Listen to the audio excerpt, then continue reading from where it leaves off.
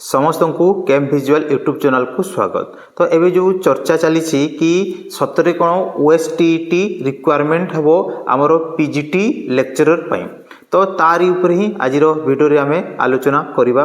तो आम जाचु एबे आमर जो एनईपी 2020 लागू है आमर school and mass education department रे। तो बेस्ड ऑन एनईपी आमर 9, 10, 11 एवं 12 एमान को सेकेंडरी बोली कहगला एवं एमाने गोटे माने थरे जदि क्लास 9 रे एंट्री कले ताले 12 पर से माने बाहरिबे हैला। तो एबे क्वेश्चन कि सतरे कोन पीजीटी रिक्वायरमेंट पे आमर ओएसटीटी बाध्यतामूलक हेबो, तारी उपरे आमे सविशेष आज आलोचना करबा। तो आमे जानिछु कि आमर आगु 9 एवं 10 को पढ़ाई आमर ओएसटीटी रिक्वायर थिला, किंतु 11, 12 को पढ़ाई आमर ओएसटीटी रिक्वायरमेंट नथिला।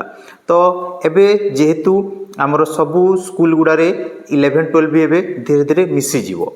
तो बेस्ड ऑन एनईपी एबे गवर्नमेंट भी डिसाइड करूची, एबे पर्यंत फाइनल करिनी कि माने आमर जो पीजीटी पई तमरो ओएसटीटी लागू हेबो। तो सेटा से माने भाबुचंती मे बी माने आगो को आमर 11, 12 पई भी किछि गुटे माने जो जेमिति आमे ओएसटीटी एग्जाम टाइप रो किछि माने से रखी पारे। काहे कि आमे जदी जिबा एबे आमर स्कूल मास एजुकेशन छाड़ी कि हायर एजुकेशन डिपार्टमेंट ताहले आगो को आमर जो माने मिनिमम एलिजिबिलिटी टेस्ट जमती नेट एग्जाम देबा को पड़ुची, तापरे एबे ओडिशा गवर्नमेंट में भी सेट भी इंट्रोड्यूस करि पारे।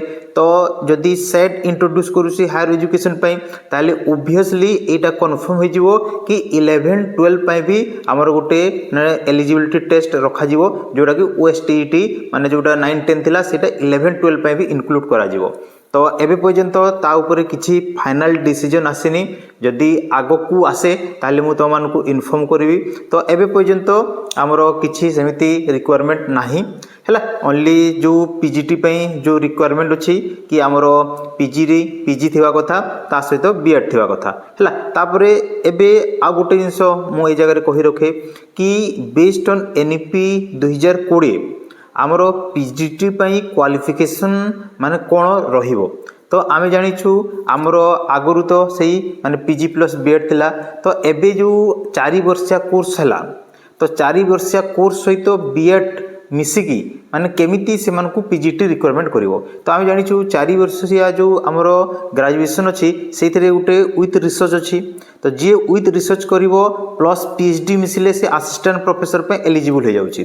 तो एबे क्वेश्चन आमे माने उठुची कि 4 वर्षिया जणे यदि ग्रेजुएशन करूची तापरे बीएड करूची ताले से कोन माने एप्लीकेबल हेबो, तमरो एलिजिबल हेबो तमरो पीजीटी पे। तो एटा भी से माने क्लियर कर नहंती कि 4 वर्षिया जदि गोटे स्टूडेंट ग्रेजुएशन करूची विथ रिसर्च तापरे से जदि बीएड करूची ताहले से एलिजिबल हेबो कि हमरो पीजीटी पे। तो मे भी हेई पारे सेटा से माने क्लियर कर नहंती, किंतु एटा क्लियर अछि कि जे 3 वर्ष ग्रेजुएशन करिवो, 2 वर्ष मास्टर डिग्री करिवो, तापरे बीएड करिवो ताहले से एलिजिबल। तो एबे से दीटा जिंस एबे माने पीजीटी पे क्लियर हेनी। गोटे जिंस होला 4 वर्षिया माने विथ रिसर्च प्लस बीएड जदि करिथिबो ताले से पीजीटी पे एलिजिबल होबो कि नहीं। सेकंड हला हमर जो पीजीटी पे हमर किछि हमर ओएसटीटी लेवल रो किछि एग्जाम होबो कि, तो सेटा एबे पर्यंत किछि क्लियर हेनी। काहे कि एबे हमें जदि 2025 से भी हमें जदि जिबा तमरो पीजीटी रिक्वायरमेंट ताहले भी हमरो जो मिनिमम सही क्वालिफिकेशन रखाई छी। काहे कि एनईपी अनुसार एबे केही भी बाहर नांदी छुआ। तो जो भी छुआ बाहरिबे एबे फर्स्ट ईयर पढुचंती तामे आउ 3 वर्ष परे से छुआ गुडा बाहरिबे, माने सेते बेल को मे बी माने किछि नुवा चेंजेस एवं हेइतिबो आउ फाइनल भी हे जिवो कोन दरकार हैला। तो एबे पर्यंत सेटा क्लियर हेनी। तो जो पिला माने पूर्वरु थिले सेमानकु पई तो ओएसटीटी लागिबनी, किंतु बेस्ड ऑन एनईपी जो माने एनईपी रे जिवे मे बी तांको पई लागि पारे। तो आजिर वीडियो रेतिकी धन्यवाद।